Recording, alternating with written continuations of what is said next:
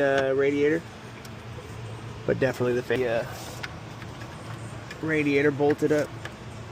Oh.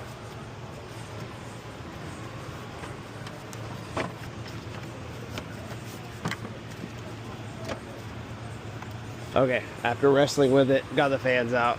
I had to put a bolt back in the radiator. I mean, eventually they were gonna have to come out anyway to pull the whole radiator. Oil lines, trans lines, just pull the trans lines, it's easier. I decided to fight with it. The coolant has to come out anyway, so it's gonna make a mess regardless. But long story short, got that out. We're gonna work on this section, pull the radiator last. Gotta get the belt off, AC belt.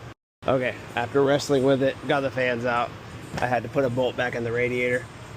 Make it easier, but pulling the trans lines, I mean, eventually they're gonna have to come out anyway to pull the whole radiator. Oil lines, trans lines, just pull the trans lines, it's easier. I decided to fight with it. The coolant has to come out anyway, so it's gonna make a mess regardless. But intake off, alternator bracket, all the wiring on top, coils, valve covers, exhaust manifold, all that stuff. All right, got the coolant draining, place it or not. And by walk it off, I mean just push it while you turn the harmonic balancer.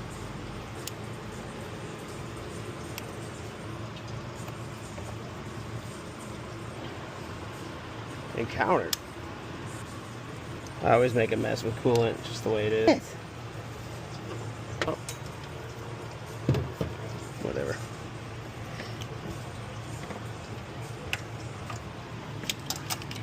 That's why I just do the coolant first. Make the mess, clean the mess. A hole in it, it just looks bad.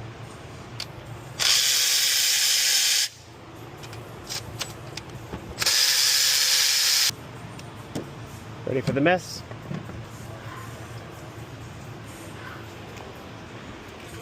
See if we can make a mess. Oops. Oil cooler lines.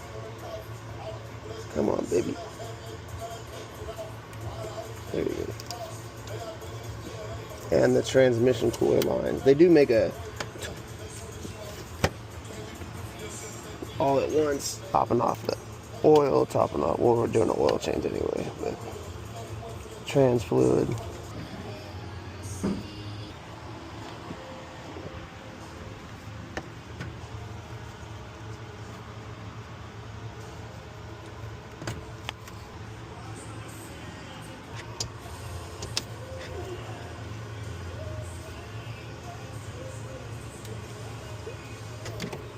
So let's just do it.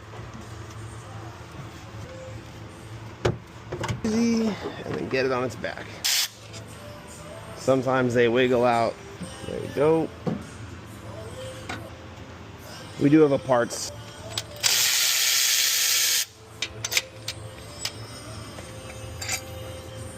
It's more so just to have extra room, pull the intake out. You definitely have to pull the alternator, but I mean, you saw how quick that was. Why not? And it's just falling apart.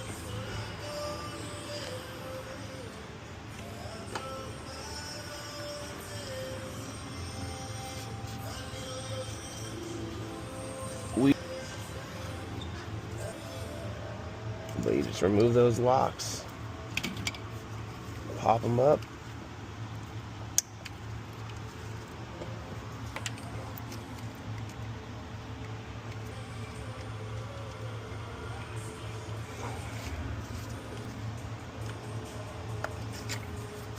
So people to this day still get confused with these evap lines. So you don't pry them out, and sometimes you have to find the sweet spot, but you push it like towards, not pull it, not yet. And sometimes it takes a little bit of, you know, in and out, some WD-40, whatever, but don't pry on anything. Almost nothing requires prying, except for sometimes these locks. Because then once you do that, nobody replaces the line. They put a little zip tie in it, which can work. And for evap, it's not that serious as long as it doesn't leak. But, you know, same thing with these ones. You can't see it, but it has a little like spring-loaded tab. Oh, that one's locked on there. See right here. So you're opening it up. See, it's got a ring that's holding onto a ridge. So you open it up and open, and then that's how you get it. No prying, nothing crazy. So this can all stay. This has been removed. So the wires do get kind of caught up in that plastic back there. One thing you can do is just kind of pull this out. Oh, I guess that'll work. That's crazy. And then just kind of deal with the wires as you're pulling it out. If not, you'd really have to reach back behind the plastic and remove the nuts or bolts that hold that plastic shroud in the back. So I usually just lift it up, pull it, and kind of deal with it without damaging the insulation. Just got to be careful with it. Take off.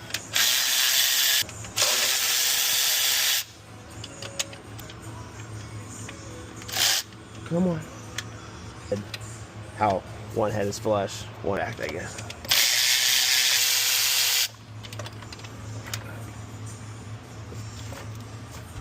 Can't see shit.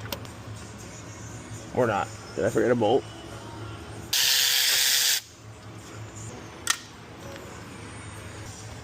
Up and over. Oh, forgot one. You're going to want to relieve the fuel pressure. You can pull the relay for the fuel pump, crank it. So what I mean by that is you kind of want to pull. And sometimes you have to spin it. Just to make sure you got.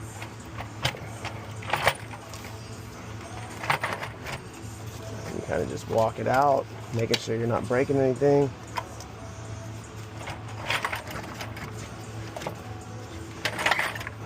Shit from running the Gen 3 knock sensors.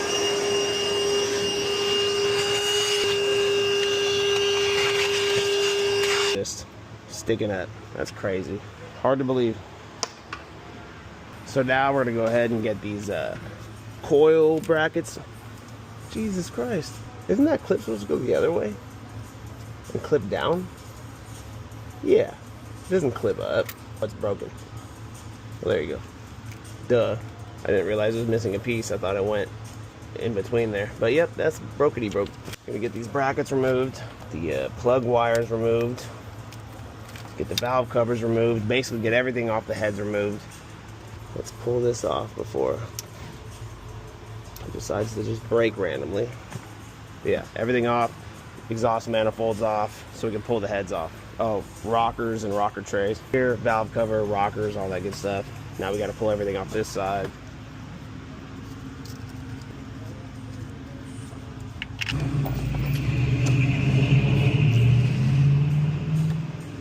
Pulling it out so the bracket kind of has pressure on it so it doesn't just. But if you do it first, there's like no pressure on the bolt.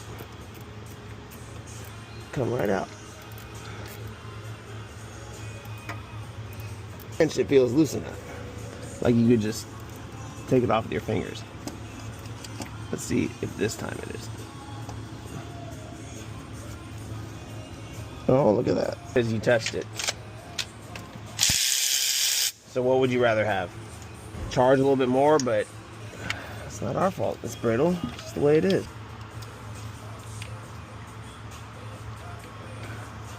The manifolds. Alright, so we got all this stuff removed. Exhaust manifold removed. Luckily, we didn't have any issues with the 3 studs and nuts on each side. We did let them soak for days. Thankfully, only have one broken bolt on this side, and it's sticking out pretty good. We do remove the steering column just to get the exhaust out. We lock down the steering wheel, of course.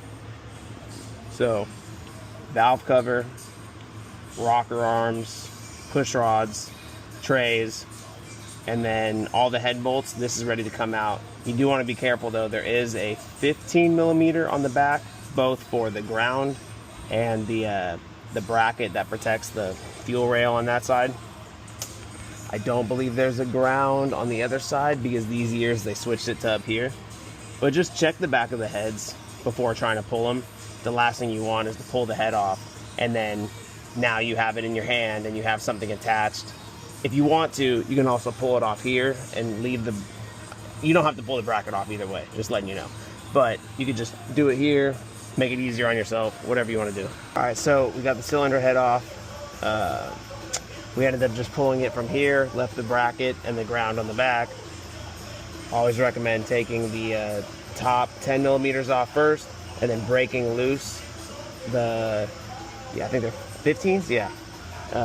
Starting, just break them loose from the outside and work your way in, the exact opposite of the torque sequence. And then once they're all broken loose, you can get at them with a impact. You can remove them with an impact from the start to finish, but it's best to relieve the pressure in an even fashion, just so it's not sitting in there. We're also going to get these lifter, let's do that now actually, get these lifters out. Make sure you keep these bolts. The trays and the lifters are garbage. Don't be surprised if none of the lifters come with the trays. Well, I guess we got 4 out of 8 ain't bad. That's just the way it is. So now we'll get the coolant out, and then we'll start on this other side, and then drop the oil pan. But pretty sure that's the issue, is you can't get the, fuck, I can't even remember, get the timing shit in there. I guess we'll see. Maybe I'll give it a try. They're out, but I couldn't get the new guide in. So, with the bolts and everything. So if you're gonna do the tensioner. All right, so we got the heads, lifters, all that out. We still have everything on the front, the cam, solenoid, gear, oil pump. We got to pull the oil pan. If it was two-wheel drive, much easier, right? All-wheel drive Escalade. So we typically lower the rack because of this guy right here. Lower the rack. We have to lower the diff, take this cross member out, just to get the oil pan down. The reason we get the oil pan down is to get this little bolt here off the oil pump. If we were just changing the cam, we wouldn't have to do that. Now, believe me, there's plenty of people who will just stick a wrench in there and pull the oil pump that way. That's great. Not the way we do it, so we're gonna do it the way we do it. Got some of the parts here. We got his intake washed off. Valve covers have already been in the parts wash. His heads are in the parts wash. The rockers and rocker stands and everything in the parts wash. So basically got to get the oil pan dropped, get the cam out, all that stuff, and we'll be pretty close to getting everything back together once it's all clean. All right, so we got the rack and the diff pulled down, got the sway bar out of our way, so able to get it out, the oil pan. This way we're not fighting to get it in. You don't want to, because you got to have it sealed properly, so you don't want to be sitting there fighting it. Clean up right here where the rear cover meets the block. We're almost to the complete disassembly. So pull the solenoid bolt nut, the whole assembly, pull that off. Timing, tensioner, oil pump, and top cover. And then basically clean everything up, and then it'll all start going back together. Damn it. Come on. Yeah. Oh, wrong size.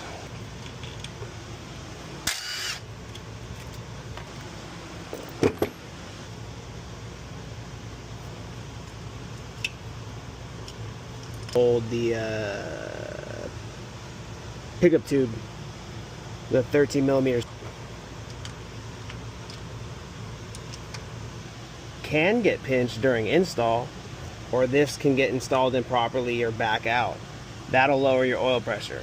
But typically, if it's your stock 5.3 and your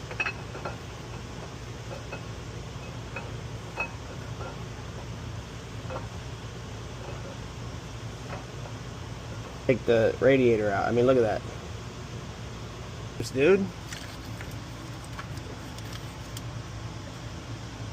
I mean, not loose enough I can get it with my hand, but I mean, it was just those front ones, but no, this one's tight. But you see how that one actually took like force? The other ones didn't. That one didn't. That's crazy.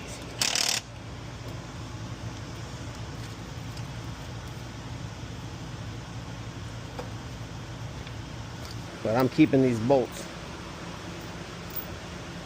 I love these bolts.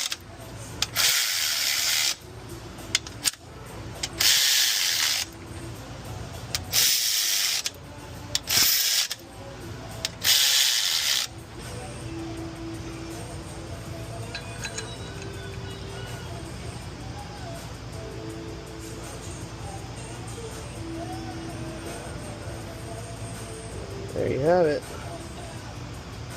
Now we install our cam retainer plate. Now make sure you pay attention to what kind of plate you have. This one's the countersunk bolts. Sometimes people run the ARP, which you would not want to run this plate if you're running the flat ARP. But anyway, I want to say the ARP or those style are either 18 or 22, I can't remember. Whereas this style is much less. I think it's 11 foot-pounds of torque. So pay attention to what you're doing. Where's my pen? Damn it. Come on.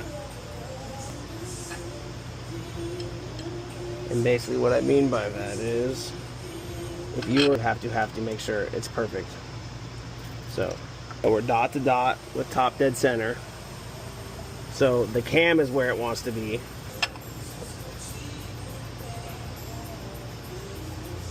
While you're tightening it. It's very important.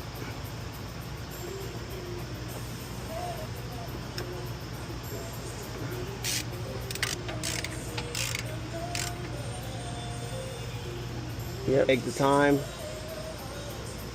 You want to make sure you can see the pin. Good old torque to yield bolts.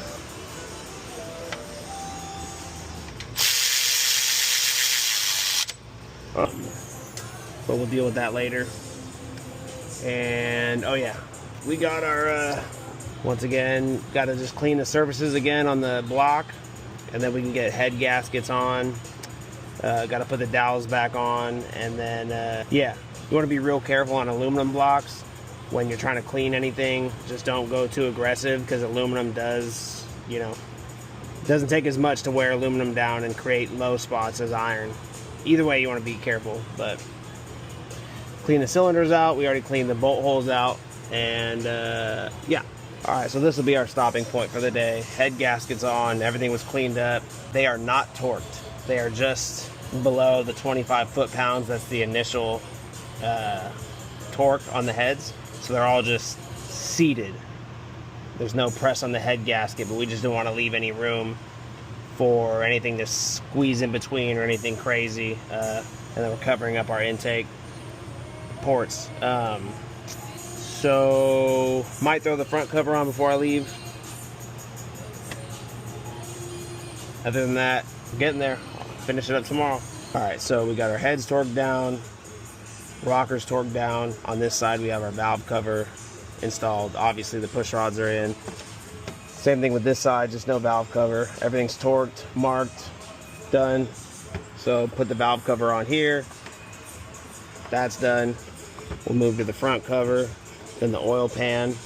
Just kind of get everything around this like done, the motor sealed and solid, and boom, boom, boom, and then we can get back to like accessories, intake, blah. That's on you. But one thing you do want to do is make sure the track that the grommet sits in is clean, especially on aftermarket valve covers, things like that. I'll start sinking them down. See if I can get a little angle, medangle on that one.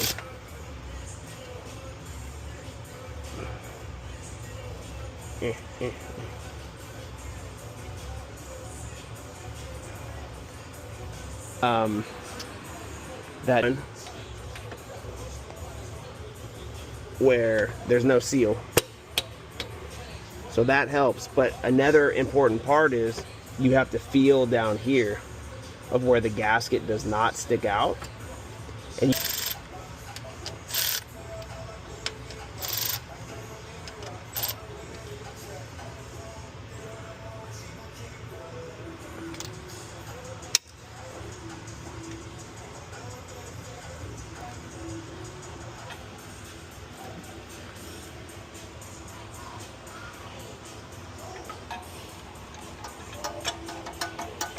there you go. Torqued. Oh, I gotta mark those. Pickup tube installed and torqued. Still gotta get the 10mm back in there. 10mm back in the bracket that holds the trans lines. So now basically we're working from here up. The only thing we have to come back down here for is the exhaust installed.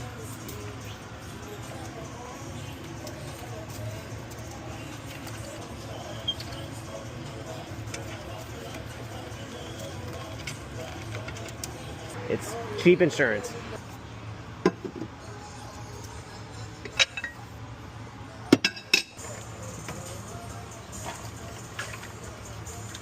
Oh, God damn it.